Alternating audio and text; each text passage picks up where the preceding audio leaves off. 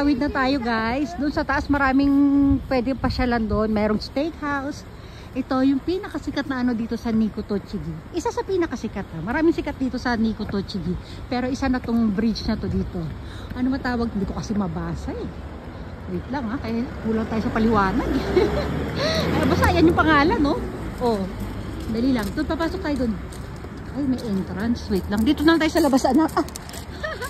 Tumatikin. Hindi, silipin muna natin sa labas kasi gusto ko makita yung makita nyo yung dito, yung ilog dito. Ay, pero mas maganda kung mag-e-entrance tayo. Ang mahal naman, 800. Saglit lang yan, kapiraso lang yung iikutin natin. Dito na tayo sa labas, guys. Kita naman natin dito sa labas eh. Ayan oh. Kita natin dito sa labas. Huwag na tayo gumasos dyan. Kasi hindi na tayo magtatagal din. Doon lang naman tayo oh. Oh, mas maganda pag dito ka nag-picture sa labas oh. Makikita natin. Ay, ayan. O, diba? Okay na. Kiosk kitin eh. Kukumate. Oh, dito na tayo guys ano. Oh, ang linaw ng ilog. Ilog yan, 'di ba? Kina, naku nakakatakot kinan. Ang linaw niya kasi ng mga turista.